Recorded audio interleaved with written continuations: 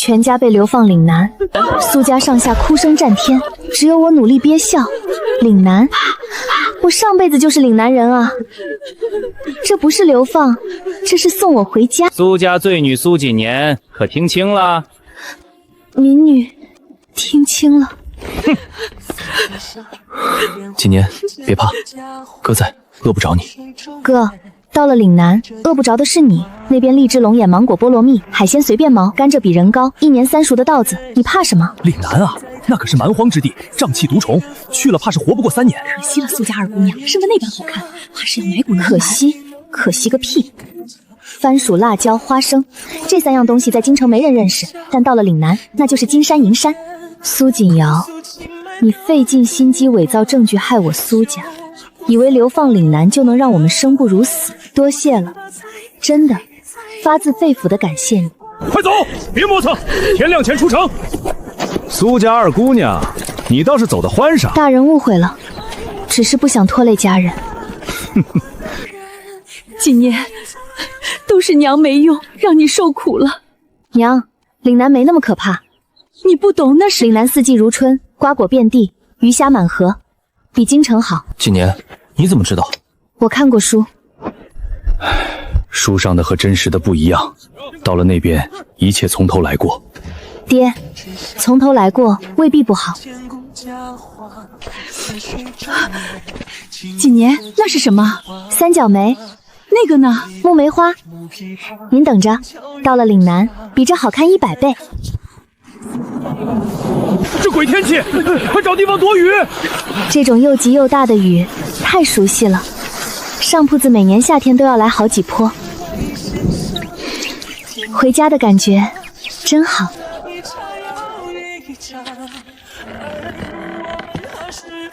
苏家二姑娘，保重。他大概觉得我活不了多久。苏大人，上头说安置你们一家，可县里实在没多余的宅子，只有城外3里地有间空屋，你们先凑合住着。多谢周大人。土方结构还行，修能住。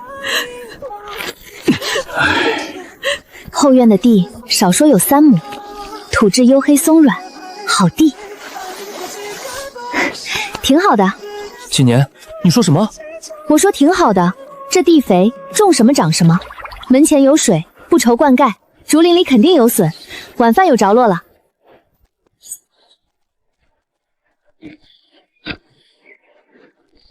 上辈子我就是岭南农村出来的，砍柴挑水种地做饭，样样拿手。穿书穿到京城那3年，才是我人生中最不自在的日子。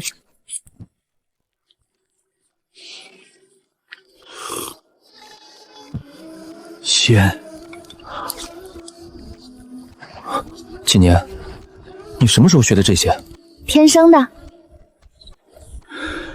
也许锦年说的对，从头来过未必不好。番薯种这边，辣椒种那边，花生种西边，另外再开几分地种甘蔗。岭南的甘蔗能熬出最好的糖，糖在这个时代比银子还值钱。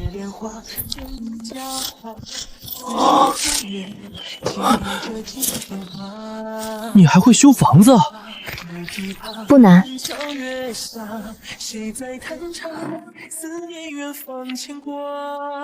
锦年，你是不是被什么东西附身了？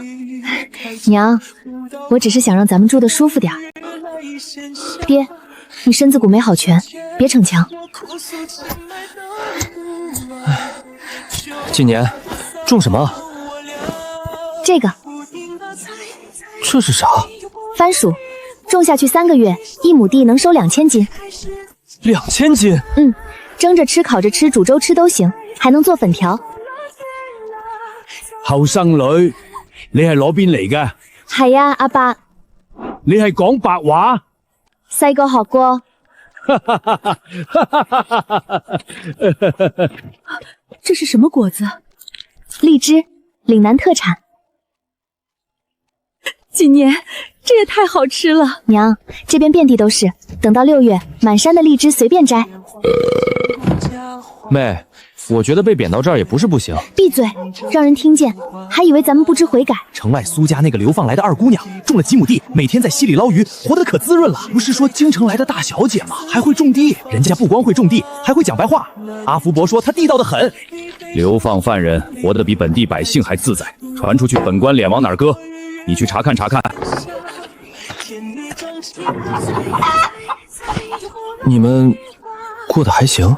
托县令大人的福，还活着。这凉茶也是你煮的？金银花加菊花，清热解毒，岭南湿热，多喝点好。好喝，比县城茶铺的都好。师爷喜欢就多喝几碗。苏姑娘，你们安分守己就好，有什么难处跟县衙说一声。多谢师爷。妹，你是不是在收买人心？不是收买，是搞好关系。有区别吗？有，收买要花钱，搞好关系只要花凉茶。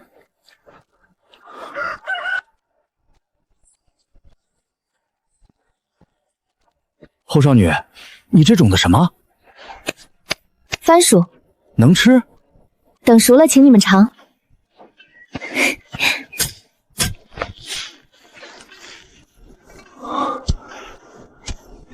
一窝8个，一笼少说50窝。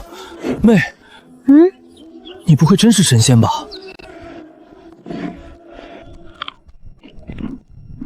后生宇，你这东西真能亩产2000斤？阿伯自己看。天爷！阿伯，这东西耐旱耐涝，什么地都能种，你要不要试试？后生女，你是菩萨转世！阿伯别这样，我就是想让大家都有饭吃。流放来的苏家二姑娘真种出了亩产2000斤的神物。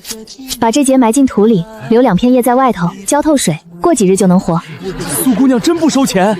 不收。今年爹做了一辈子官，不如你做的这一件事。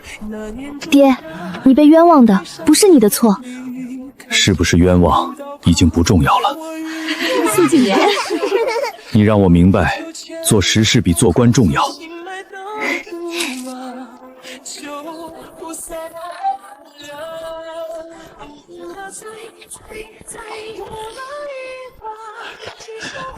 苏二姑娘，你这番薯可有多余的株苗？有，大人想推广。本县辖下6万百姓，半数靠天吃饭。若这番薯真的亩产2000斤，大人放心，我教。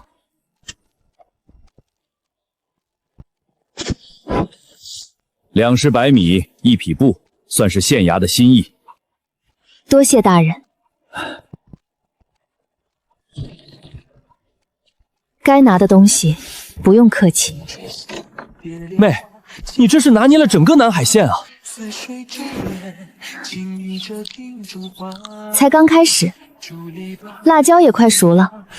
等我的辣椒一出，那才是真正的金矿。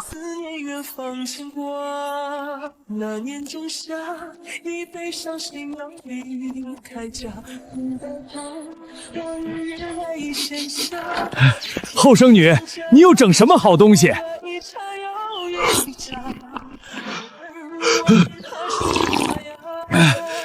辣，过瘾，再来。岭南人果然是辣。后生女，这红色的东西叫什么？辣椒。卖不卖？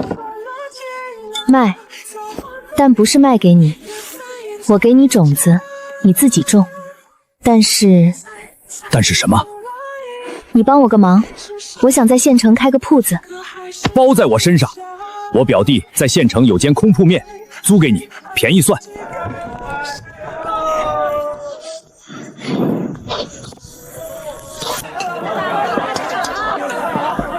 苏姑娘，你这辣子鸡能不能教我们厨子做？夫人，5两银子1份食方，贵了吧？不贵，您尝一口就知道。辣子鸡和凉茶的食方都要。净赚60两，今年咱们在京城1个月的月例也就5两银子。娘，京城有什么好的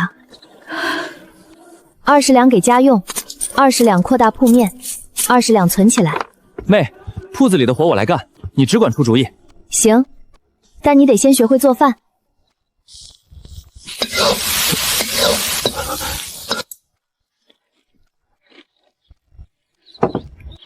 麦色差点，但味道到位了。我开始腾出手来做下一件事，熬糖。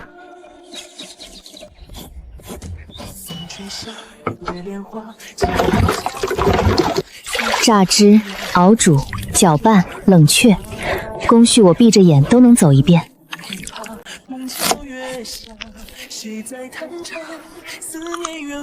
这是糖？红糖，补血养气。在京城，1两糖要5两银子，而现在我们在后院就能做出来。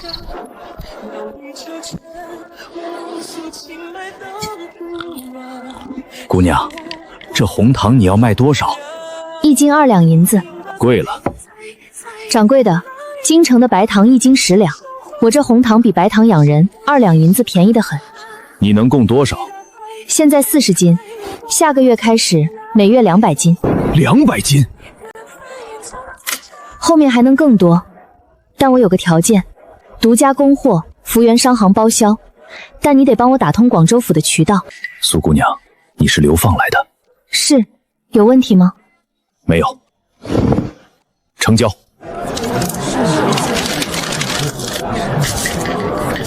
苏姑娘，福源商行追加500斤订单。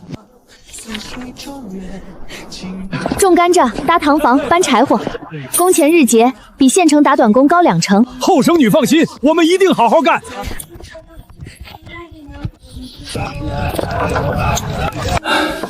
今年你比爹有出息。爹，你要是没被冤枉，我也没机会来岭南。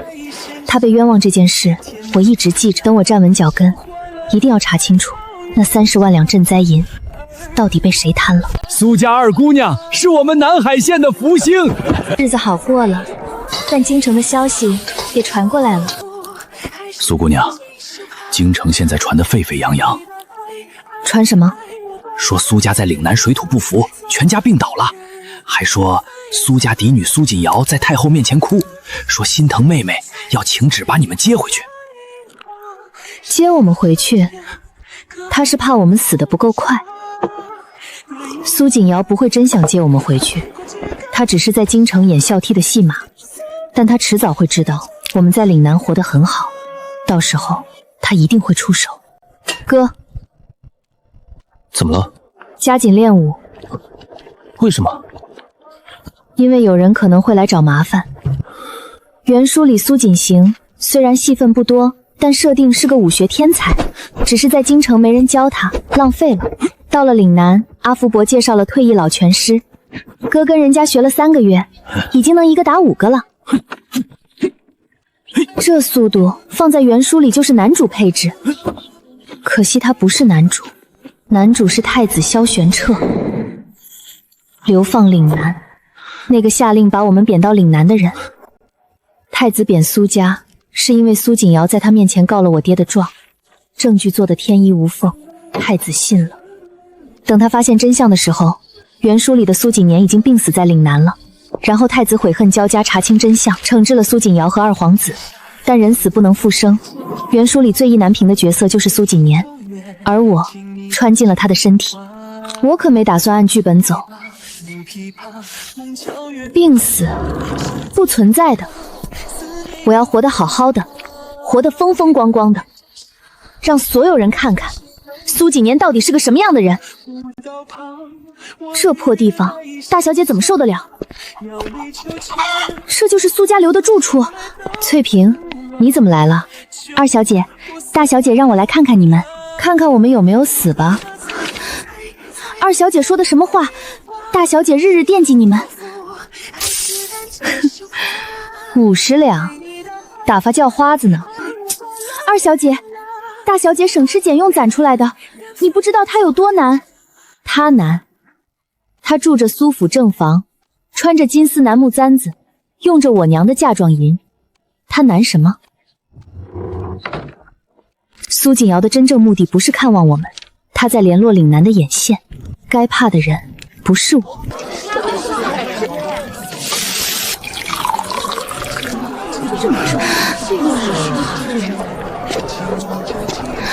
我等着苏锦瑶的下一步棋。苏姑娘，这个特产税明摆着冲你来的呀！我知道，你知道你还这么淡定，30%的税，你的堂房还有利可图吗？这税不光影响我，影响整个岭南。您觉得广州知府会坐视不管？你的意思是，大人只管把岭南各县的反对意见收集起来，联名上报。这种税收不合组织。可是，这道政令是二皇子牵头的。二皇子再大，大得过朝廷法度。行，我写折子。朝廷驳回特产税。苏姑娘，我服了，你一个流放的罪臣之女，硬是搅动了半个朝堂。大人过誉，我只是不想多交税。太子驳回了特产税，这说明什么？说明太子开始关注岭南了。关注岭南，就一定会注意到南海县，注意到南海县，就一定会听说苏家的事。一切都在按我的计划走。东宫主簿沈月，太子殿下让我来岭南巡查特产税一事的后续。看来，岭南的日子没有苏大小姐说的那么苦。苏锦瑶，她在太子面前哭了3次，说你们一家在岭南生不如死。沈部不觉得呢？凉茶不错。我这什么都不错，除了流放犯的身份。苏二姑娘，太子殿下让我转告你一句话：当初贬你苏家，是因为证据确凿，若有冤情，拿出证据来。太子殿下是要我自证清白。太子殿下是给你一个机会。沈主簿，你回去告诉太子殿下3件事：第一，苏家被贬半年，我在南海县推广了番薯，养活了3个村；第二，我在这里开了铺子，建了堂坊，每月缴税40两，全县第一；第三，那30万两赈灾银不在我爹手里。查一查户部的暗账，查一查二皇子府上的开支，真相不难整。苏二姑娘，你胆子不小。被流放到蛮荒之地还能活得好好的人，胆子能小吗？告辞，我会如实回报太子殿下。沈主簿，路上带2斤红糖回去。这不是贿赂，是岭南特产，总不能让太子殿下以为岭南只有瘴气吧？他走了，带着2斤红糖和我的3句话：太子萧玄彻，原书里的男主，冷静理智，杀伐果断。他贬我苏家的时候没有犹豫，但他不是坏人，只是被骗了。现在我把真相递到他手边，看不看查不查是他的事儿。我该做的只有一件，把日子过好，过得比所有人都好。肚子疼。巴豆的味道。谁动了灶台？今早开门前，我去了趟茅房，回来的时候灶台没人碰过。不到半炷香，也够了。王婶，今早有没有人到我铺子附近转悠？有，一个生面孔，穿灰衣裳，矮个子，我以为是来买辣子鸡的。他往哪个方向走了？东边，往码头那条路。阿旺，帮我盯一个人，灰衣裳，矮个子，在码头附近。苏姑娘，找到了，那人住在码头边的客栈里，登记的名字叫李四，但客栈掌柜说他操一口京腔。京昌，苏锦瑶的第2招来了。特产税没成就来暗的，下毒害人，再栽赃给我，坐实苏家罪有应得。阿旺，别打草惊蛇，就盯着他，看他接下来去找谁。今日是苏记照看不周，要和裴颖我送到，事情我一定查清楚。苏记铺子吃出毛病了。苏姑娘，那个李四见了一个人。谁？县衙的捕头赵六。赵六贪财，谁给钱替谁办事。没听他们说什么，但赵六收了一包东西，走的时候脸色很好看。下一步他就会来搜铺子，找出证据，把我抓起来。苏纪年，有人举报你的铺子售卖有毒食果，百姓，本捕头奉命搜查。你凭什么搜？有周大人的手令吗？哼，手令，我就是手令，让开，让他搜。妹，让他搜。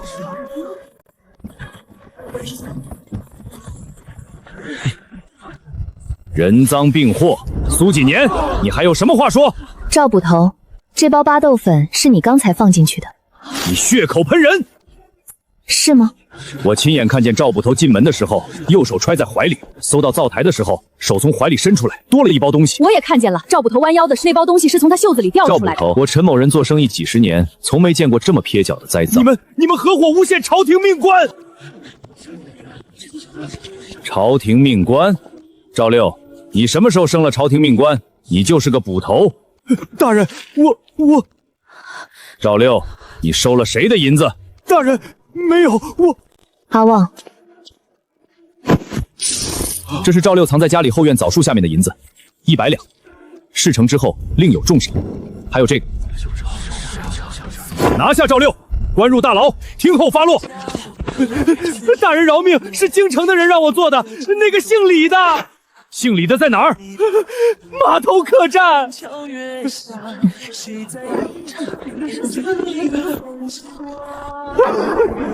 人招，是苏锦瑶身边的管事派小人来的，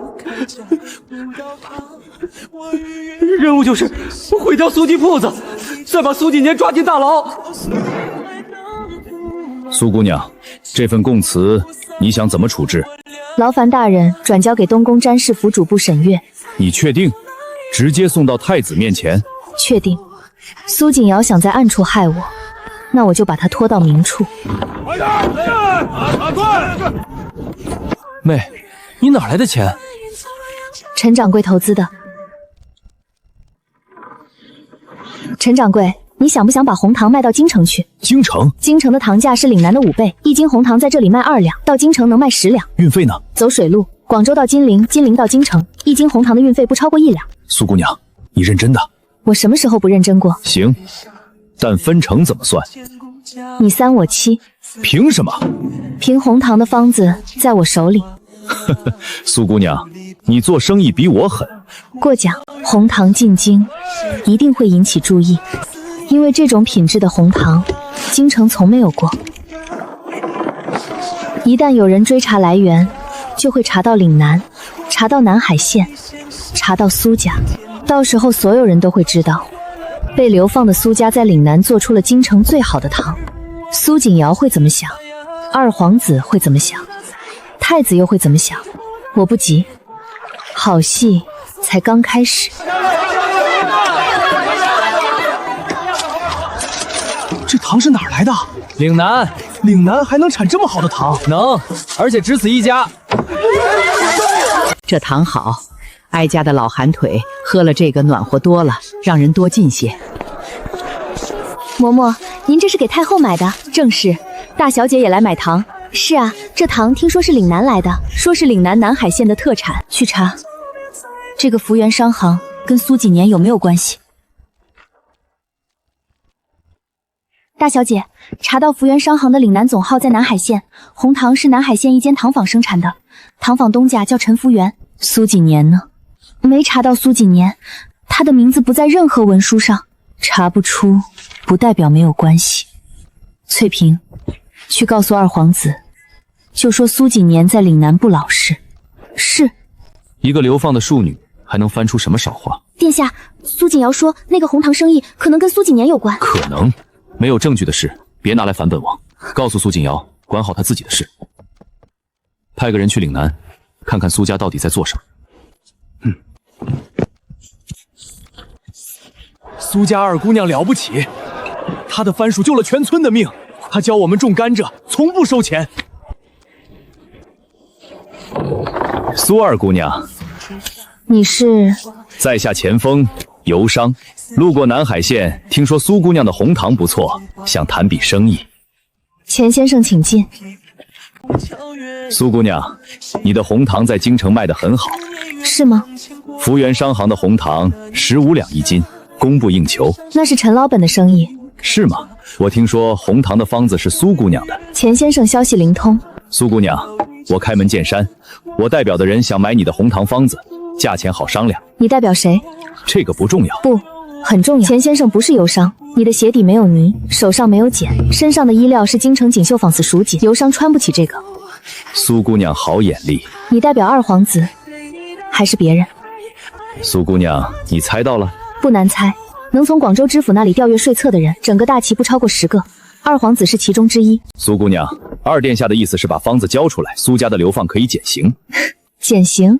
钱先生，麻烦你回去告诉二皇子，方子不卖，苏家的刑也不用他减。你确定？确定。苏姑娘，你得罪的人，你可得想清楚。想得很清楚。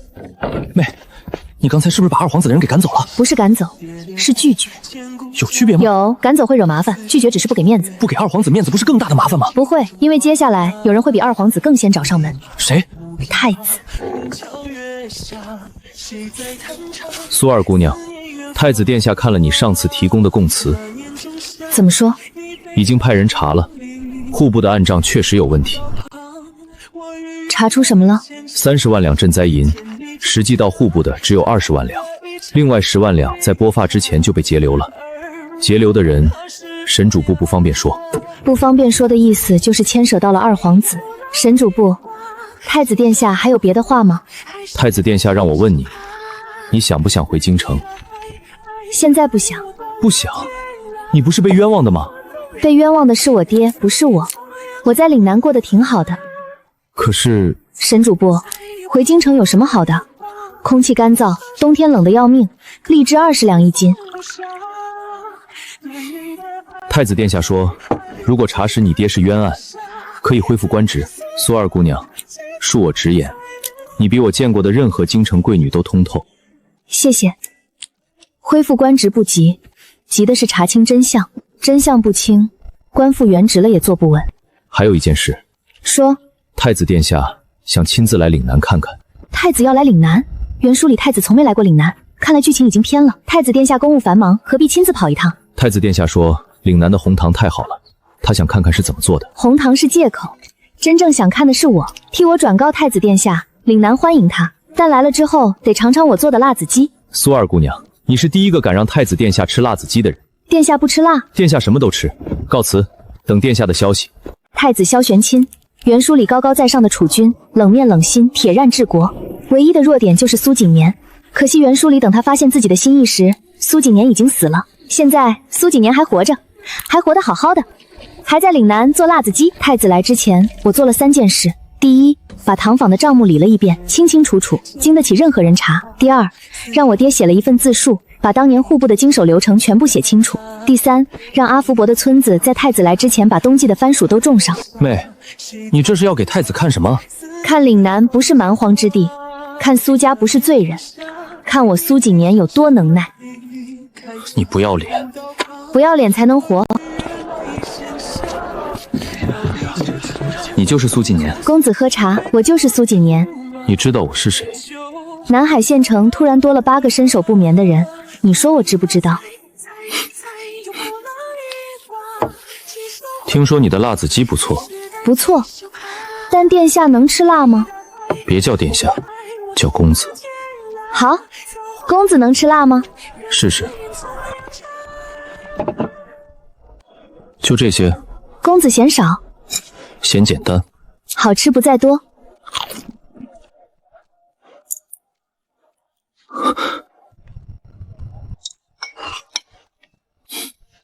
很好。不知道说的是菜还是人。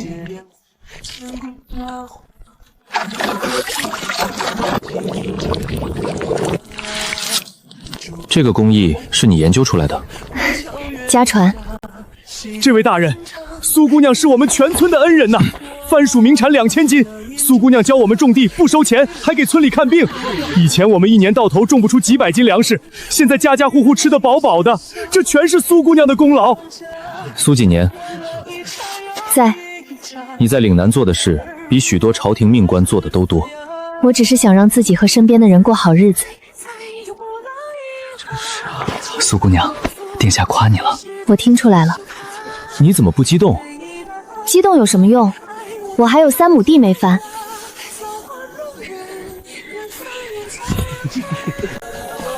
太子在南海县待了3天，第1天看铺子和堂房，第2天看番薯地和村庄，第3天他来了我家。起来。苏明远，你在户部的事，姑已经在查了。殿下，姑不会冤枉一个好人，也不会放过一个坏人。臣谢殿下。苏明远，你在自述里提到的那批案账，存放在户部哪间库房？回殿下，在户部D字号库房，但钥匙在户部尚书手中。户部尚书是二皇子的人。姑会处理。苏锦年在。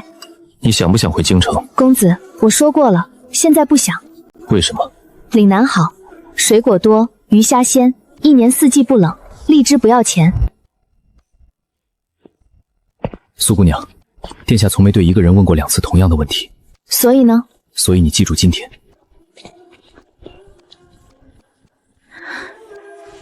甘蔗该收第2茬了。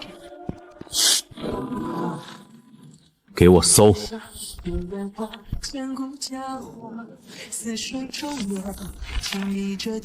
父皇，儿臣冤枉！彻查！苏姑娘，京城来大消息了。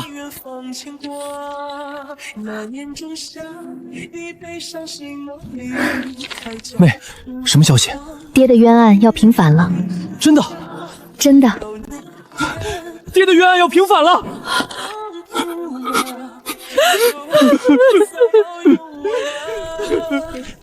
苏锦瑶，你的好日子到头了。查户部侍郎苏明远贪墨一案系伪证陷害，即日起恢复苏明远官职，苏家流放之刑撤销，苏家全员可自行返京。多谢周大人这半年的关照。哪里，都是苏二姑娘的功劳。苏姑娘，你们要回京城了吧？回，但不急。姑娘，你不回去，冤案平反了，官也恢复了，为什么？大人，我的甘蔗还有1个月才收完。阿伯，按照这个来，质量不会差。后生女，你真的要走？要走，但唐伯不走，铺子也不走。你不在，谁管事？你管种植，陈掌柜管销售，你大儿子阿旺管日常。有拿不定主意的，写信给我。后生女，你在京城过得不好就回来，这里永远有你的家。岭南，上辈子的家，这辈子的根。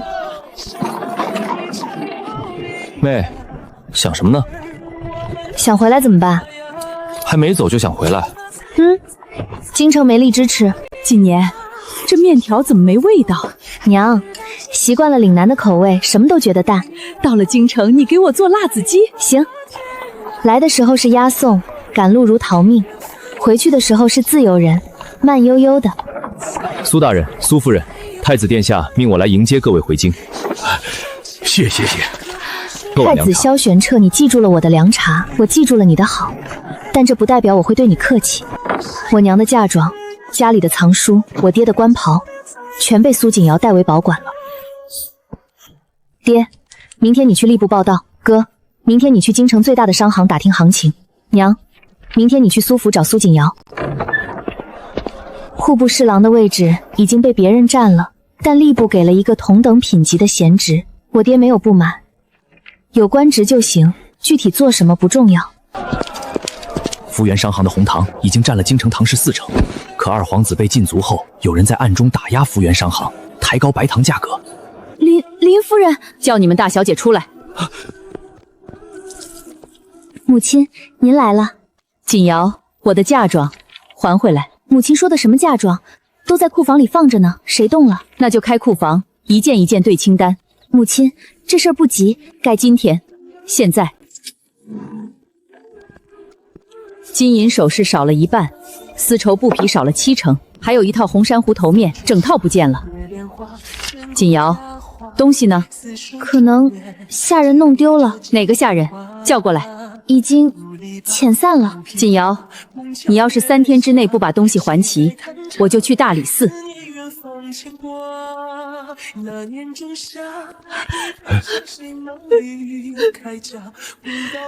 老爷，我今天凶了锦瑶一顿。做得对。可她毕竟是你的女儿。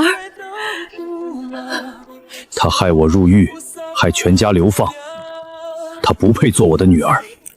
苏锦瑶，你的报应才刚开始。1000两，我娘那套红珊瑚头腕就值3000两。二小姐，大小姐说原物找不回来了，只能折银。1000两已经是大小姐全部的积蓄了，全部积蓄。苏锦瑶跟二皇子来往了3年，二皇子给她的珠宝首饰堆满了3间库房，1000两就想打发我。回去告诉苏锦瑶，要么把原物还回来，要么补齐3000两。给他最后一天。过了明天，我去大理寺。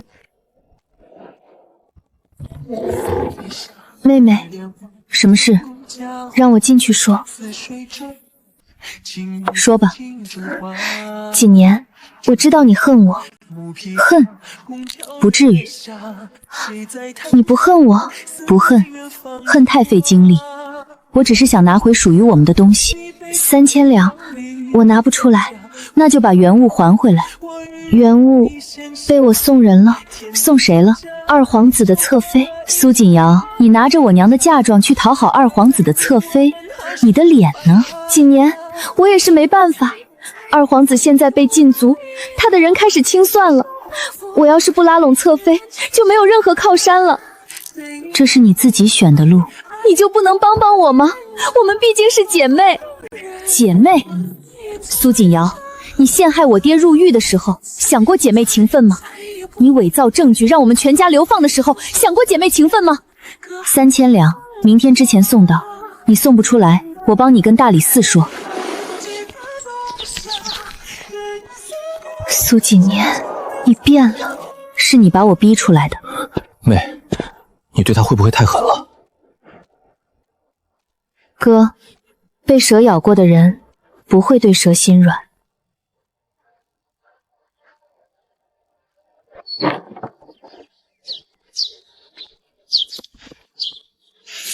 几年这笔账我记着，记着就记着，我也记着呢。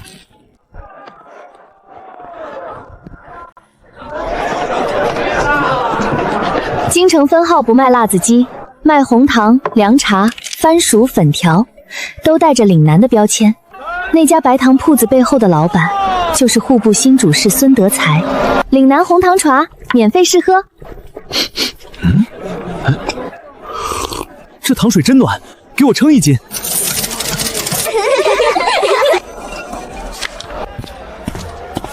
你们苏记是什么来路？有没有商户登记？红糖品质谁来担保？掌柜的，我们有合法的商户文书，品质由广州福源商行担保。你有什么问题？你们的红糖卖12两1斤，比我的白糖还便宜3两，你们是来砸场子的吗？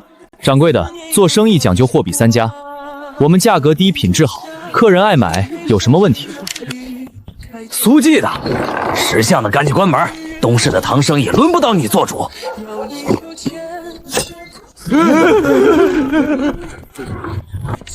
有人举报苏记红糖来路不明，本官奉命查验。苏姑娘，你的手续齐全，本官找不到查扣的理由。多谢大人。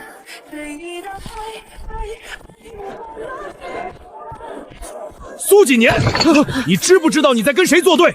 孙主事，我是做生意的，没跟任何人作对。你把红糖卖到12两，我的白糖还怎么卖？孙主事，你的白糖卖15两，品质还没我的红糖好，这不是我的问题，是你的问题。好，苏锦年，你等着。孙德才身后靠的是二皇子的残余势力，二皇子现在被禁足了，他的残余势力还能撑多久？孙德才侵吞漕运经费8000两，即刻革职，押入大理寺候审。你是否参与伪造证据陷害你父亲？没有。户部尚书的供词里提到你3次，你作何解释？户部尚书在说谎。你与二皇子的来往是什么性质？提供苏明远私人印征，助二皇子伪造贪诺账仓，上面写得清清楚楚。臣女认罪。苏锦瑶，你身为苏家嫡女，勾结皇子，罪不容赦。即日起，逐出苏氏族谱，贬为庶。妹，苏锦瑶被逐出京谱了。知道了，帮我递个碗。你就这反应？不然呢？我应该拍手叫好。苏姑娘说京城没力支持，故让人从岭南快马送来的。甜。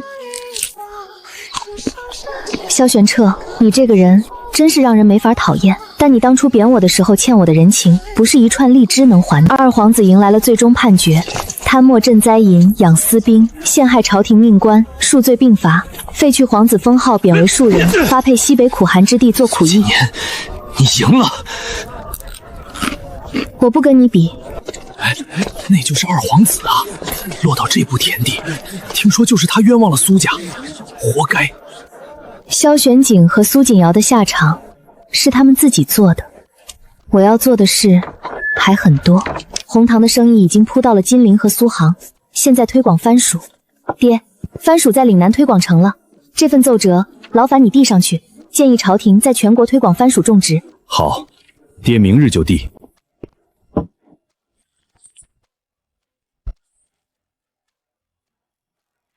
准，令户部拨银5万两，在各省示众。此奏折若为苏二姑娘所写，其才不在朝臣之下。殿下，来吃饭吧。苏姑娘，殿下亲笔写的，你不高兴？高兴，但更高兴的是番薯能推广开。番薯全国推广的消息传出去后，我在京城的名声彻底泥塔响了。听说这番薯门产高，再年能顶粮。她就是番薯姑娘吧？番薯姑娘，挺好的，比什么大小姐、贵女好听多了。娘，我没有退路了。锦瑶，你做的孽是该还了。娘，你也要骂我吗？我不骂你，但你自己想想，从头到尾有一件事你做对了吗？我可以收留你，但从今日起，你在庵堂里做粗活，抄经念佛，不得出门。二小姐，求您收留我，我无处可去了。起来，铺子里正缺人手，你去后面帮忙。二小姐大恩大德，别磕了。今天有300斤红糖要分装。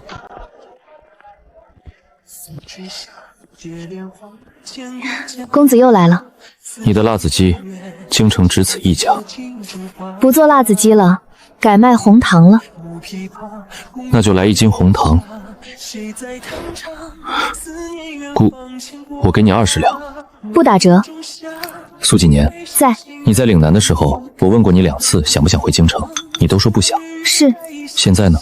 现在还是岭南好。那我去岭南。什么？我说，那我去岭南。你是太子，你去不了岭南。太子也得吃饭，岭南的饭好吃。你就为了吃？还为了一个人。萧玄彻，你贬我全家去岭南的事，我还记着。我知道，所以我来还债。封苏氏锦年为诰命一品夫人，赐岭南封地1000亩，金银10000两。一品夫人，谁的夫人？猜，苏锦年，我贬你去岭南，现在封你做岭南的主人，够不够还债？不够。还差什么？差一串荔枝。娘，爹带了荔枝回来。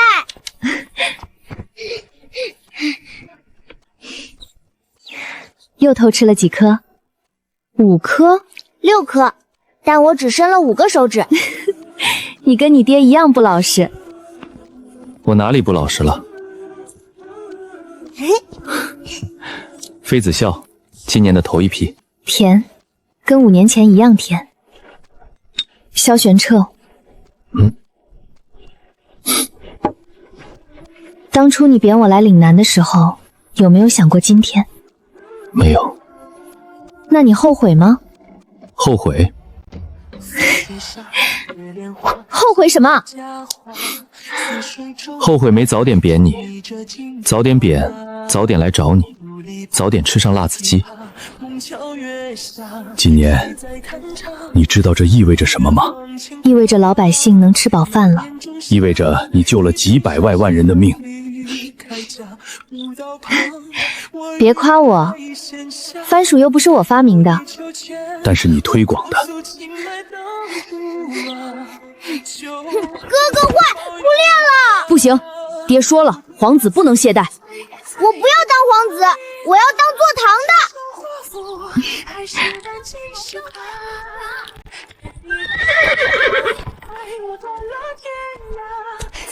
苏姑娘啊，不，太后娘娘。叫苏姑娘就行。太后娘娘是什么鬼？苏姑娘，有个消息要告诉你。说。苏锦瑶在安堂里待了10年，前几天去世了。怎么走的？病了，安堂条件差，没治好。安排人把他好好安葬。不管怎么说，他姓苏。是。还有，薛氏也走了，跟苏锦瑶前后脚。一起葬了，母女俩不要分开。是。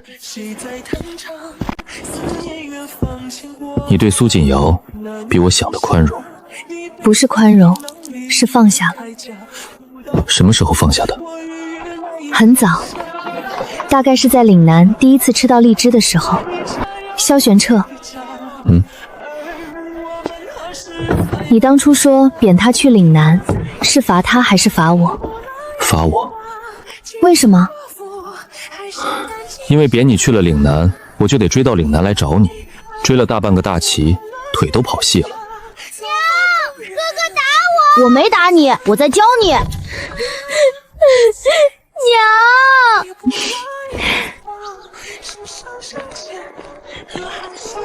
这辈子值了。